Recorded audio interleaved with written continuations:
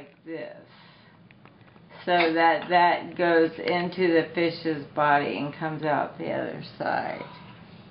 And then what do they do, Jamie? Because their thing they eat it with is closed because of the fish.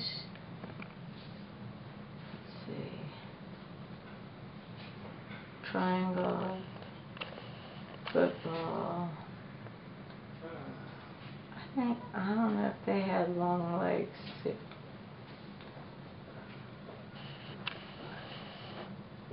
Not as long as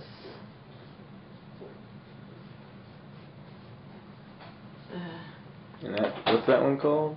it's I think that's a Seminole.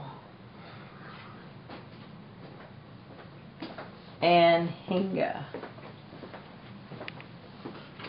But you know what the kids called it at school? A water turkey. And when you look it up on the internet, it says also known as a water turkey. Isn't that amazing? The vernacular. Yeah. And I was telling her we saw one when Aunt G was with us in Montana? Yeah. Were you with us then? And we stopped at Red Lobster? No, but you told me about it, and it was fanning its wings out. Yeah, it comes out of the water like a snake.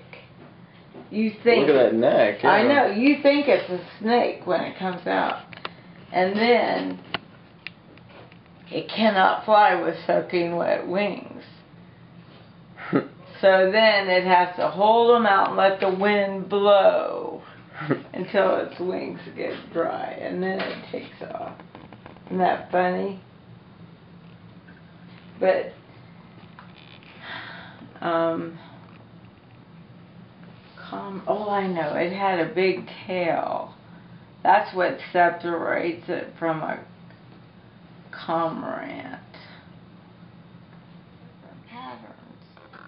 And if you put that under your piece of paper and rub it with the side of a crayon, the texture, you know, shows up. So you can use them over and over? Texture rubbing, yeah.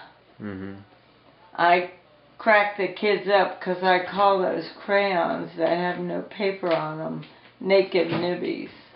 And they think that's so funny, you know, that you're saying naked nibbies. But they have no paper on them and they're tiny.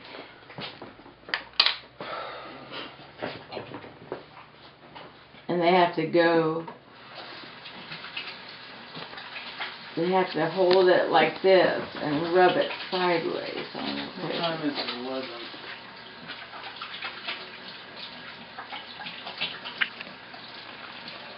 That's cool, you can use them over and over. I know. You can buy those at art supply catalogs. Makes sense, yeah. Somebody made them.